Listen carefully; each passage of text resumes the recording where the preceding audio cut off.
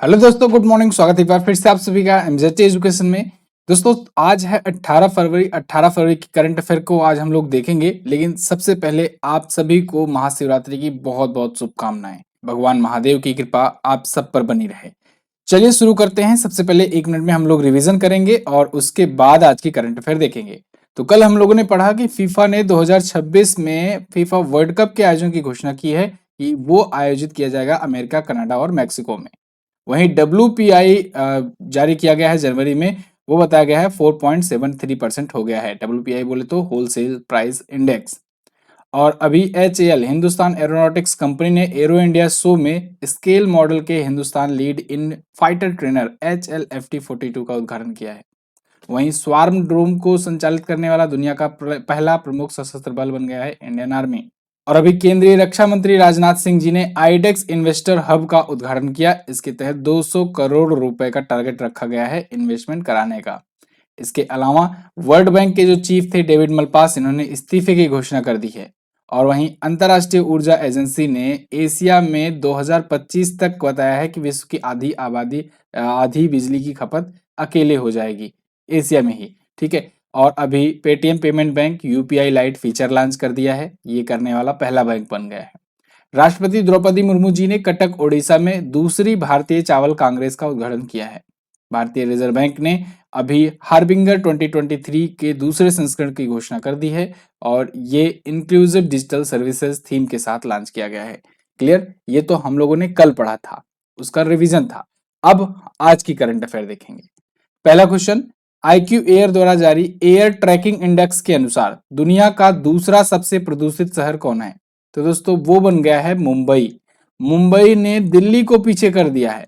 अब मुंबई भारत का सबसे प्रदूषित शहर है और वहीं टॉप 10 से भी बाहर हो गया है दिल्ली। यानी दिल्ली काफी साफ सुथरा हो गया है अपेक्षाकृत पिछले सालों की रैंकिंग में अगर देखा जाए तो। IQ एयर ने ही ये इंडेक्स जारी किया है जो पहले भी जारी करता था। यानी ये वही इंडेक्स है जो बताया करता था दिल्ली सबसे प्रदूषित राजधानी है वगैरह वगैरह। और अब दिल्ली को टॉप 10 से बाहर कर दिया गया है और मुंबई आ गई है सबसे प्रदूषित शहरों की लिस्ट में। ठीक है, लेकिन ये भारत में है। ओवरऑल अगर देखा जाए दुनिया में सबसे प्रदूषित शहर है लाहौर, जो कि पाकिस्तान का है। इसके अलावा सेकंड पर मुंबई है, थर्ड पर काबुल अफगानिस्तान है। ठीक है। IQ एयर दोस्तों एक स्विस एयर ट्रैकिंग इंडेक्स है और ये real time world wide air quality monitor करती है यूएनईपी के साथ मिल करके। यूएनईपी बोले तो यूनाइटेड नेशन का एनवायरनमेंट प्रोग्राम। ठीक, आगे देखते हैं। हाल ही में भारत के स्वदेशी ब्लैक बॉक्स को डीजीसीए की मंजूरी मिल गई है। ये किस कंपनी ने बनाया है? तो भारत का स्वदेशी ब्लैक बॉक्स दोस्तों लॉन्च किया है HAL ने, हिंदुस्तान एरोनॉटिक्स लिमिटेड ने। अभी डीजीसीए की इसको मंजूरी भी मिल गई। ब्लैक बॉक्स क्या होता है? ब्लैक बॉक्स दोस्तों एक ऐसा डिवाइस होता है जो कि रखा जाता है विमानों में, एयरप्लेन हुआ या फिर हेलीकॉप्टर्स वगैरह हुआ, उन सब में रखा जाता है, जो डेटा को स्टोर करता रहता है, रिकॉर्डिंग्स वगैरह को स्टोर करता रहता है। और इसका यूज तब किया जाता है जब वो विमान दुर्घटनाग्रस्त हो जाता है। आपने सुना भी होगा कि ये हेलीकॉप्टर क्रैश हुआ या फिर ये जहाज क्रैश हुआ, अभी तक उसका ब्लैक बॉक्स नहीं मिला है, ब्लैक बॉक्स खोजा जा रहा है। या फिर ब्लैक बॉक्स मिल गया है, अब उससे पता चल जाएगा कि क्यों ये दुर्घटनाग्रस्त हुआ। ठीक है, विमान का कारण क्या था कि ये क्रैश हुआ। तो ये क्रैश का कारण इसी से पता लगता है। कैसे पता लगता है? क्योंकि ये सारे रिकॉर्डिंग्स वगैरह, डेटा वगैरह स्टोर करके रखता है अपने पास। और पायलट्स को ये बताया जाता है कि जब भी आपको कोई टेक्निकल कमी या वो ऐसी कुछ महसूस हो, जब आपको लगे कि विमान क्रैश हो सकता है या कुछ दिक्कत आ रही है, तो तुरंत आप जोर जोर से उसमें बोलने लगो। ठीक है ना? जब जोर जोर से अपने माइक में वो बोलने लगता है तो वो चीजें रिकॉर्ड हो गई रहती हैं। अब बात आती है कि सर ये विमान के जब परखच्चे उड़ जाते हैं तो ब्लैक बॉक्स क्या चीज है, ये कैसे बचा रह जाता है? तो देखो, जब ब्लैक बॉक्स बनाया जाता है ना, तो बनाते समय ही उसको हजारों टन का उसको प्रेशर दे करके ऊपर से या फिर ऐसा ऐसा मटेरियल यूज करके बनाया जाता है जिससे वो समझ लो कि लगभग ऐसा बताया जाता है कि 35,000 से 40,000 डिग्री सेल्सियस तक का वो टेम्परेचर सहन कर सकता है। ऐसे मेटल में उसको रखा जाता है, उस ब्लैक बॉक्स को। और हाँ, एक और इंटरेस्टिंग बात, नाम इसका ब्लैक बॉक्स है लेकिन कलर इसका होता है नारंगी। ठीक है, नारंगी कलर का होता है। नारंगी कलर क्यों किया गया? क्योंकि वैसे ही कुछ भी अगर आग लगती है तो सब कुछ काला हो ही जाता है। ऐसे में काला ये भी रहेगा तो ढूंढने पर मिलेगा ही नहीं। नारंगी कलर करने के पीछे का कारण यही है जिससे आसानी से खोजा जा सके।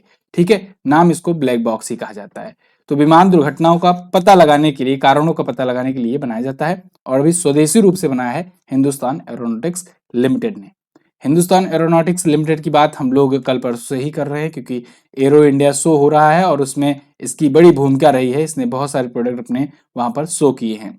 हिंदुस्तान एरोनॉटिक्स लिमिटेड की स्थापना 1942 में हुई थी। बेंगलुरु में हेडक्वार्टर है और आर माधवन जी इसके वर्तमान में है अध्यक्ष।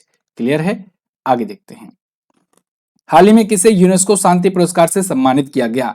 तो यूनेस्को शांति पुरस्कार से एंजेला मार्केल जी को सम्मानित किया गया। हालांकि ये क्वेश्चन मैं आपको अक्टूबर में ही बता चुका हूं, अक्टूबर 2022 में जब घोषणा हुई थी, लेकिन अभी ये पुरस्कार इनको प्रदान किया गया है एंजेला मार्केल जी को, तो इसलिए ये दोबारा से आया है चर्चे में।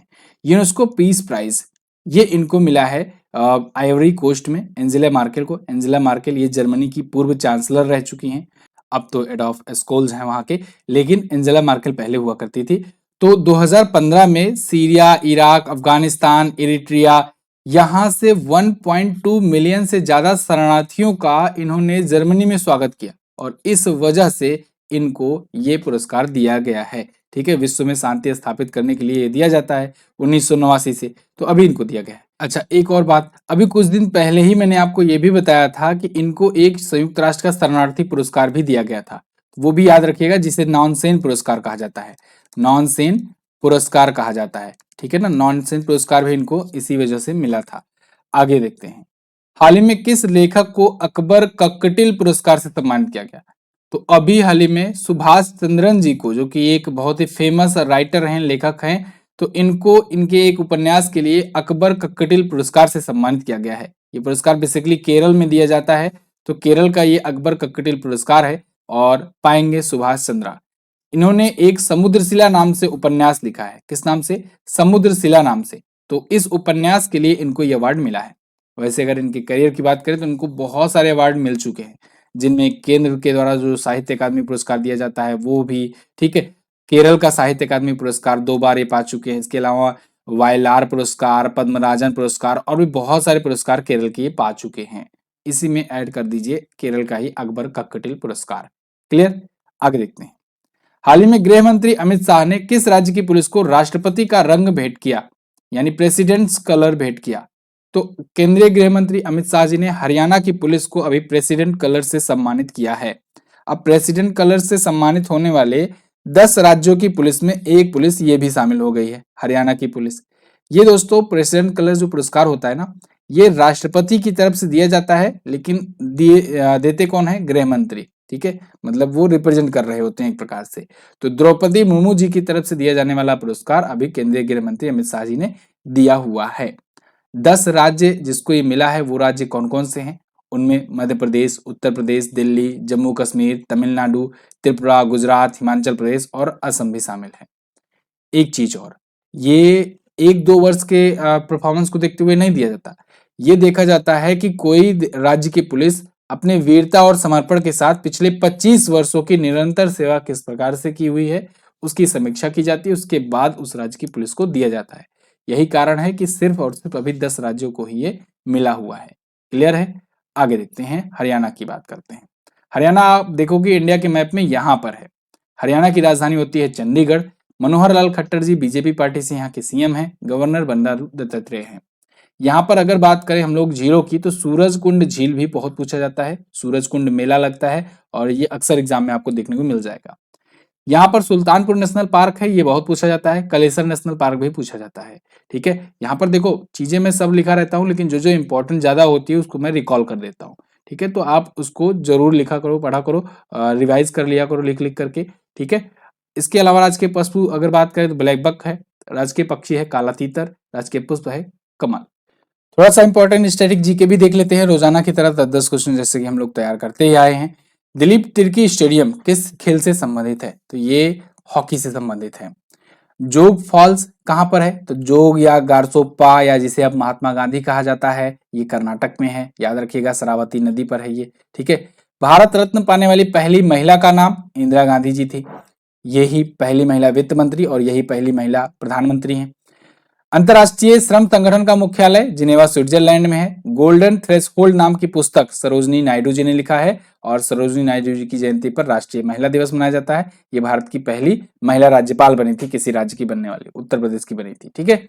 रेंगमा लोक नृत्य, इसका संबंध नागालैंड से है। हैंगिंग गार्डन ये महाराष्ट्र में स्थित है। और वहीं भारत के पहले राष्ट्रीय उद्यान हेली नेशनल पार्क ये 1936 में स्थापित किया गया था। इसका नाम फिर बदल करके जिम कॉर्बेट नेशनल पार्क किया गया और फिर अभी रिसेंटली नाम चेंज करके रामगंगा नेशनल पार्क कर दिया है, क्योंकि ये रामगंगा नदी के किनारे बसा है। आपसे पूछा जाएगा किस नदी के किनारे बसा है, तो आप बताएंगे रामगंगा। उकाई बांध ताप्ती नदी पर स्थित है, ताप्ती नदी के किनारे। और काका कालेसर आयोग का गठन हुआ था 1953 में। क्लियर है दोस्तों। आपको स्टैटिक जीके भी अगर पसंद आता हो तो आप लोग कमेंट करके भी मुझे बता दिया करो, ठीक है। और देखो अब क्वेश्चन और अच्छे अच्छे लाए जा रहे हैं आपके लिए। और अब तो आपने रोजाना देखते देखते 120 क्वेश्चन स्टैटिक जीके के तैयार कर लिए हैं, ये आपके लिए बहुत बड़ी बात है। चलिए अच्छा, एक चीज और, महाशिवरात्रि के अवसर पर आप लोगों को एक भारी छूट दिया जा रहा है, डिस्काउंट दिया जा रहा है। अगर आप शताब्दी बैच अभी के लिए ज्वाइन करते हो, अगर आपका ट्रेन चलाने का सपना है, तो इस शताब्दी बैच में आपको देखिए क्या क्या मिल रहा है। सब्जेक्ट वाइज जीके तो मिल ही रहा है, सभी subject history, polity, geography, economy. इसके अलावा मैथ, रीजनिंग की भी क्लासेस इसमें चलाई जा रही हैं। साइंस की भी स्पेशल क्लासेस चल रही हैं। साइंस में अच्छा खासा इसमें कंटेंट साइंस का पूछा जाएगा आपसे। फिजिक्स, केमिस्ट्री, बायोलॉजी डिटेल में पढ़ाया जा रहा है मेरे द्वारा। टॉपिक वाइज करंट अफेयर आपको इसमें मिलेगा। 20 मॉक टेस्ट कराए जाएंगे आपके और प्रीवियस ईयर सेट कराए जाएंगे। मंथली ई बुक आपको हिंदी और इंग्लिश में दी जा रही है। तो अभी के लिए कूपन कोड अगर आप महादेव यूज करते हो तो 75% का डिस्काउंट प्राप्त कर सकते हो। अभी के लिए ऑफर चल रहा है, केवल आज के लिए है, तो आप इस ऑफर का फायदा उठा सकते हो। महादेव कूपन कोड यूज कीजिएगा महाशिवरात्रि पर। ऐसे ही ठीक आप THSL का अगर जीएस बैच लेना चाहते हो तो उसमें भी आप डिस्काउंट प्राप्त कर सकते हो बाय यूजिंग कोड महादेव। ठीक है, तो MZT ऐप पर ही ये सब डिस्काउंट मिलेंगे। MZT app Google play store से आप जाकर के डाउनलोड कर लीजिए और आपको कोई दिक्कत आती है तो आप इस नंबर पर व्हाट्सएप भी कर सकते हैं। चलिए बात करते हैं अगले क्वेश्चन की। अगला क्वेश्चन है अपना, हाल ही में किसने फार्मूला ई प्रिक्स 2023 जीता? तो दोस्तों फार्मूला ई प्रिक्स आपको याद होगा, कुछ दिन पहले ही मैंने बताया था, क्वेश्चन कवर किया था कि हैदराबाद में होने जा रहा है भारत में पहली बार फार्मूला ई प्रिक्स। ठीक है, तो वो अब संपन्न हो चुका है और उसको जीत लिया है जीन एरिक ने। जीन एरिक ने ये जीता है, भारत में पहली इनकी रेस ये विनिंग है। ठीक है, क्योंकि भारत में तो अभी ये पहली बार कराया भी जा रहा है एक प्रकार से कहें तो। वैसे तो इन्होंने अभी पिछले 2 सालों में पहली बार जीती है, लेकिन ओवरऑल इनके कैरियर में देखा जाए तो 11वीं जीत है इनकी फार्मूला ई में। ठीक है, एक होता है फार्मूला F1, ठीक है, F1 रेस, वो सबसे बड़ा वाला इंटरनेशनल लेवल का सबसे बड़ा वाला वो होता है। ये फार्मूला ई प्रिक्स है, इसमें इलेक्ट्रिक व्हीकल्स को बढ़ावा दिया जाता है, इसलिए ये शुरू किया गया है। तो जीन एरिक वर्गेन ने ये जीता हुआ है। क्लियर है, पहली बार भारत में हुआ और इस सीजन का ये चौथा रेस था। इस सीजन का जैसे एक कैलेंडर ईयर में होता नहीं है, कई सारे रेस होते हैं लगभग 20 के आसपास में, तो उनमें ये चौथा रेस था। इससे पहले मैक्सिको और सऊदी अरेबिया में किया गया। क्लियर, आगे याद रखिएगा हैदराबाद में ये किया गया आयोजित, तो इनसे ज्यादा तो ये इंपॉर्टेंट है कि ये हैदराबाद में आयोजित हुआ है। ठीक है ना, आगे देखते हैं। हाल ही में किस कंपनी ने सौर ऊर्जा से चलने वाले भारत के पहले ड्रोन का प्रदर्शन किया?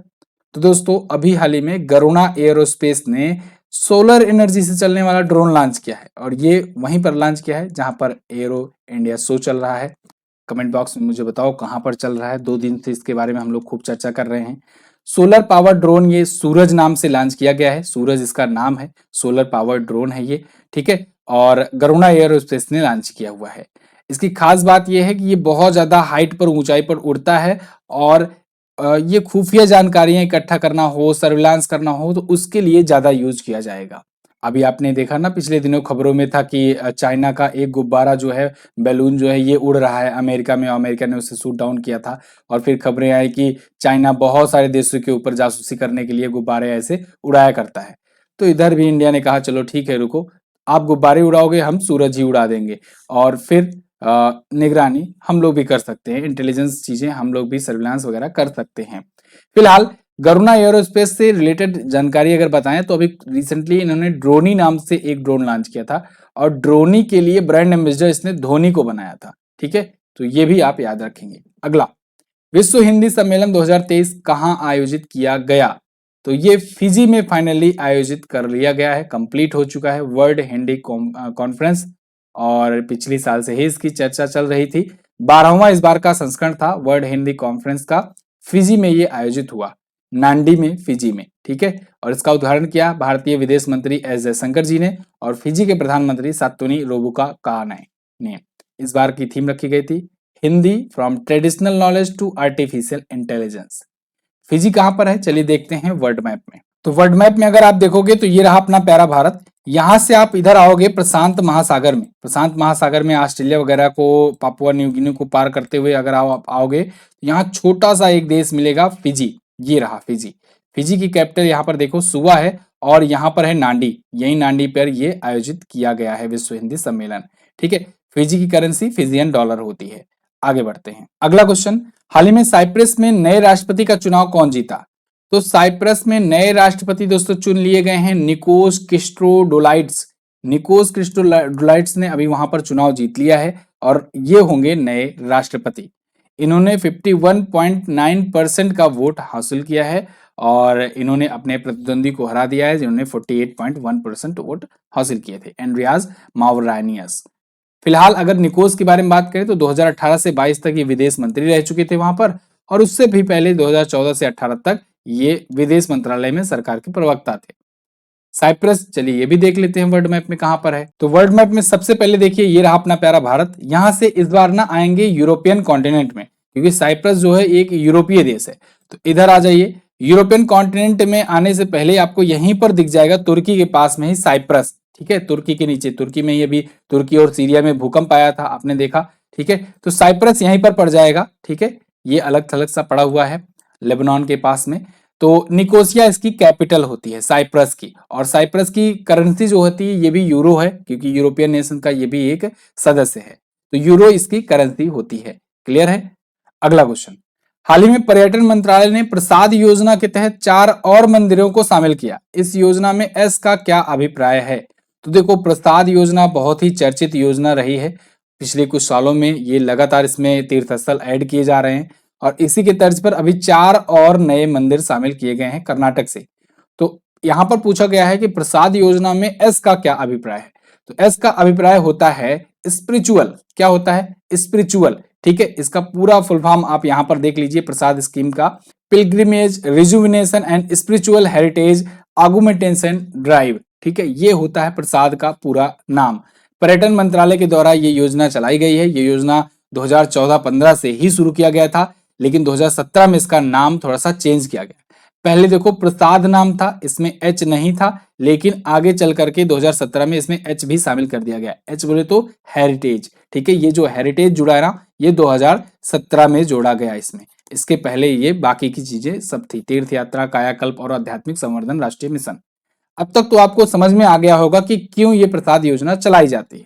ये योजना तीर्थ स्थलों के समग्र विकास के उद्देश्य से चलाई जाती है। पर्यटन मंत्रालय इसमें हेल्प करता है उस मंदिर के, उस पर्यटन स्थल के पर्यटकों को बढ़ाने में और साथ ही साथ उसके कायाकल्प करने में, ठीक है। यहाँ पर अभी ये 4 मंदिरों को और शामिल किया गया है। मां चामुंडेश्वरी देवी मंदिर मैसूर, श्री माधववन कुंजारुगिरी उडुपी जिले में, पापनासा मंदिर बीदर जिले में और रेणुका यलम्मा मंदिर सौदत्ती बेलगावी जिले में। ये सभी हैं कर्नाटक से। क्लियर। तो ये तो थे दोस्तों आज के दिन के टॉप 10 करंट अफेयर के क्वेश्चंस हमारे। अगर आपको वीडियो पसंद आई है तो एक प्यारा सा कमेंट कर दीजिए और वीडियो को लाइक कर दीजिए।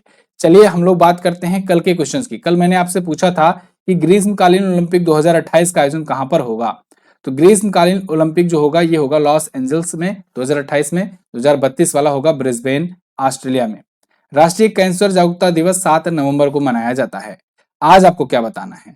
आज आपको बताना है कि WPI का पूरा नाम क्या है। CPI भी बता दीजिएगा और ये होते क्या है ये भी अगर आप बता सको तो बता देना। विश्व बैंक की स्थापना कब करी गई थी? दोनों क्वेश्चंस के बारे में आपको जो भी पता होगा डिटेल में जरूर आंसर कर देना।